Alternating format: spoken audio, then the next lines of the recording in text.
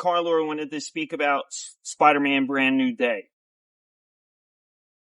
Hello, I am Carlor. Today Carlor wants to talk about Spider-Man Brand New Day because Carlor just came from the movie theaters to see it. Spoiler alert. Spoiler alert. This will be a spoiler review. Carlor just wants to talk about it because he just came from the movie theaters and he is stoked. He's excited. Carlor loves Spider-Man. Carlor has always loved Spider-Man. He drew pictures. Carlor drew all these pictures of Spider-Man and Velociraptors and X-Men. And there's no Hulk drawing here. I wish there was. Carlor loves the Hulk. Carlor just likes to speak in third person, but I'm gonna try to break that now. Take the mask off and speak in first person. I really thought it was a really good movie, and a lot was going on. If I were to compare it to the last Spider-Man movies, it's probably the best. But No Way Home was a really good one. I don't know yet if it was better than No Way Home. This is going to be a spoiler review. Punisher, very good in this movie. They had to soften him a little bit because Spider-Man does not kill. You can't shoot your way out of things every time. John Bernthal does a great job playing the Punisher. And so did Tom Holland. Tom Holland did a really good job in this movie. There's a lot of Sam Raimi parallels here, like the second Spider-Man movie, Spider-Man 2 with Doc Ock. There's a lot of things about that movie. That might be the best movie of all time, the best Spider-Man movie, the best superhero movie of all time. Really, Spider-Man 2, Sam Raimi, very close to my heart. I grew up on that movie, and the action scenes in that movie are perfect. The action scenes in this movie, I would say, are perfect too. The hand fight scene did not disappoint. You don't see a lot of the hand except for that fight scene. You might see, I think there's another fight scene with the hand. The Hulk scene is pretty much what you see in the trailer. I thought there was going to be a little bit more of the Hulk, but he gets put away into a mental facility. Let's see where that goes. Maybe that's a way for them to nerf him before Doomsday, so they won't have Hulk in Doomsday probably. But maybe they will. Maybe he'll come out of the mental facility. Probably lost his job as a professor. I hope not. I feel bad for Bruce. Just got done watching the Ang Lee the Hulk movies. To this day, the CGI in that movie still lives up. And they made him pretty much almost as big as that Hulk for this movie. So that was good. It's good to see Savage Hulk come back again. I love Savage Hulk. Hopefully the Hulk will get another movie of his own one day. But at this point, if they take him in this journey, more like the Hulk that I know, I would be happy. I'll be very happy. Sadie Sink's role in this movie, nobody was surprised. Spoiler alert, if you were watching at this point and you don't want any spoilers, then you can turn it off now. Yes, she was Jean Grey. But it's funny because I knew she was going to be Jean Grey, but halfway through the movie I'm like, you know what, maybe she's not Jean Grey. I see a lot of X-Men, like setting up the X-Men with the different bad guy, damage control. They're starting to sound like they want to take control and experiment on superheroes, mutants. You see Sadie Sink and her sister Sarah. I used to read some X-Men comics, but I never knew that she had a sister. I didn't read a lot of X-Men when I was younger, but I didn't know she had a sister, so that was new to me. Basically, I really wanted a rooted Spider-Man movie, like city threat, not world threat Spider-Man, you know. Spider-Man has been close to my heart for a long time. I have lots of drawings of him over the years of me drawing Spider-Man, and I grew up with the Tobey Maguire movies. It really felt like a Spider-Man movie. The Spider-Man we all know. New York City, fighting a local villain who's trying to just take that, like attacking some building in the city, and Spider-Man comes. The swinging has never been done this good. The swinging scenes, I had chills so many times in the movie. You'll know the part right before he sees the Punisher in that tank. He's swinging, trying to get to the crime scene, and the audio, you can hear, all of a sudden, he slowly hears cop noises, and it felt kind of like a video game, which I really like. They should make these movies more like the video games, because that's how we all know Spider-Man. The Insomniac video games for PlayStation, we all grew up on Spider-Man, but we played those games, and we were fighting criminals on rooftops, and you get to see that too. Lots of rooftop scenes. This video does have spoilers in it, and I'm going to put it on the title, so you don't watch this video if you don't want spoilers, but it's going to be soft spoilers. Look, I'm not going to give away too much. The end post-credit scene, the end credit scene, there's only one, shows Spider-Man, the Spider-Man detector on Ned's app. Ned's app has a Spider-Man detector. In this movie, he doesn't remember Peter Parker, and Mary Jane doesn't remember Peter Parker, but Ned is obsessed with Spider-Man because Spider-Man saved him so many times that he developed his own app for tracking down Spider-Man. And at the end credit scene, they see a Spider-Man in space. I'm thinking that there might be a Spider-Man in Doomsday. A Spider-Man. Maybe not Tom Holland's Spider-Man. Maybe Tom Holland's Spider-Man.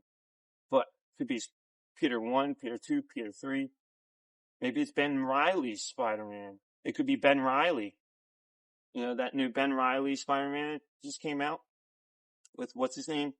Oh, not the Beast! Not the Beast! Ah! Anyway, they're setting up the future movies, but not too much. You're not overwhelmed with, like, setting up for the future. It's really focused on Peter Parker. And in this movie, Peter Parker, his powers are getting stronger because he's like getting overwhelmed by his spider sense and getting headaches and like too much for him. And sometimes he loses control and he like hurts Scorpion. He almost kills Scorpion, which is not very Spider-Man like.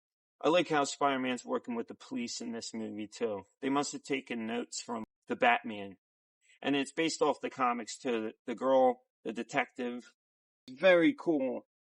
The way you see, like, you missed a lot with Spider-Man past couple of years. What's he been doing? They show you in a recap, and it's most of those quick clips that are based off comic book covers. They show you those quick clips, and it's just like a highlight reel of what Spider-Man's been up to, fighting villains in the city. That's Spider-Man to me. Wacky villains with wacky costumes.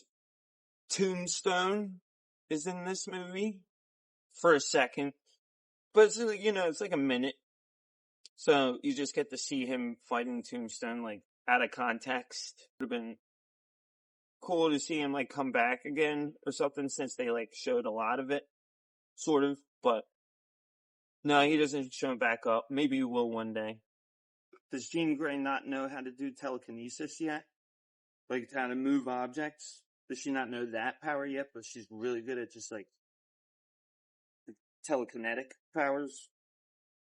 Telepathic, I mean. I don't know. Cause I think she only used it on people. I never saw her, like, move an object or anything. So maybe that did happen, and I missed it. So that's why I was like, really? Is that really Jean Grey? What? That was Jean Grey the whole time? Wow, the first X-Men. First X-Men to appear in the movie. That's great. Yeah, so Jean Grey, I thought maybe she was just a little bit too evil. But maybe she'll redeem herself. When Charles Xavier finds her, she goes up to upstate New York, finds the school for gifted youngsters. And to see the Savage Hulk again. I feel like we haven't really seen him since Ragnarok, and Ragnarok was the best we ever saw of the Hulk, because he talked a lot as Savage Hulk, and I want to see Savage Hulk talk a lot. That would be really cool to see the Savage Hulk talk more in the movies. I like that. It's my favorite. So you get a little bit of that, like he started to feel, Savage Hulk started to feel like the soft part of himself. And that's when he realized all them concrete blocks were spider web to him. And then all the weight of it, that's when he started to transform back to Bruce. And that's how it always is in the Hulk movies. You don't nerf him. You just touch his heart a little bit, and then he realizes, okay, I'm going to stop destroying everything. I like that they did that. I wanted to hear him, give him a nickname like he does in the comics. You know what I'm talking about. Anyway.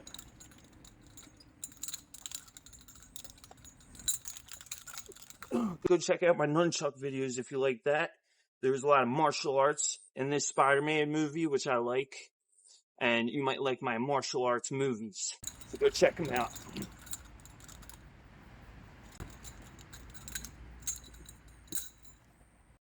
And I was really excited to see how often the Punisher was in this movie. He came to help Spider-Man all the time. It's almost like the Punisher needed Spider-Man. Someone kind and caring and actually fighting crime. Like, Spider-Man is going to help the Punisher. But, the Punisher is going to be the Punisher, and he's going to try to shoot his way out of stuff. But it's just cool to see, like, Tom Holland trying to tell the Punisher, you can't hurt people. And there's this scene where, spoiler alert, Spider-Man gets shot by the Punisher. Punisher was trying to shoot Jean Grey. And Jean Grey is great too. I'll get to that. Punisher is trying to shoot Jean Grey when Jean Grey has like the whole city hostage under this telekinesis bubble, that blast that she shoots out. And a whole mile of the city radius is it might have been a couple miles. It's just completely paralyzed, kind of like how Charles Xavier did in X-Men Last Stand, I believe it was. The beginning scene in that museum field trip where he freezes everybody. Same kind of telekinesis thing. I was surprised by how long I was still guessing if it was Jean Grey. I felt pretty stupid when they told you it's Jean Grey. Like, I was like, okay, well, I was supposed to know that. But they did keep it a secret for like half the movie. I don't think it was stupid to do that. Actually, I think it kind of helped. I like them keeping things secret. Not everything should be spoiled. I will give Spider-Man Brand New Day 4.5 stars. 4.5 bags of popcorn. The way they addressed the spell in No Way Home was good. They didn't ignore it. They didn't just flip everything back. Ned, by the end of the movie, still doesn't know who Peter Parker is, but he knows of him as the guy that showed up at the party earlier with the flowers. Okay, let's talk about Jean Grey. I think it was done really well. Not just forcing X-Men on us. It was a Spider-Man movie. Having Jean Grey in this as the villain seemed kind of weird, because she really was like a villain. The kill count for her in this movie was higher than the Punisher's. That doesn't seem right. She had like the whole city almost like held hostage, basically. So I guess at the end they're just gonna forget, like, or not know exactly who did it. I think the fact that Spider-Man is friends with her at the end is going to help her case, like, as far as with the police. They just kind of ignore that. Even Punisher, he walks in with Spider-Man on his shoulders into a hospital. How come no one's coming to try to arrest the Punisher? But that's just the only thing. It's a comic book movie. I love it. Everything was great. Can't Jean Grey do telekinesis too, like, and move objects? How come she's only doing the body hopping thing? Maybe it's a different villain. But then it was Jean Grey, so I was wrong. Carlor was wrong. I really like the direction that Spider-Man movies are going. And this is the 4th Spider-Man movie. And when does the fourth sequel ever do that good? You know, Rocky 4 is an exception, but good job, everybody. The director, same director as Shang-Chi. Good director. Good fight choreography. Kung Fu based fight scenes, especially with the hand. The way they were like running around that cage and like walking on walls, Matrix style. With the string fighting, that they had strings probably like for them fight scenes, the way they were jump up in the air towards Spider-Man. So cool. So cool. And I heard it took like 100 shots to get that hands fight scene just right. That's what I want them to do. Cause I rewatch the movies for the fight scenes. I want to see the fight scenes like Shang-Chi and stuff. I'll watch that again, but I'd probably just fast forward through the plot and watch the fight scenes. Cause Carlor likes his fight scenes, you know? Anyway, I want to take this opportunity to promote my next short film, Carlor versus the Silver Ninja, the final. It's going to be the final battle, and it's almost done. I've been posting the shorts online and trailers, so go check it out when it comes out very soon. Thanks for watching this review, and have a nice day.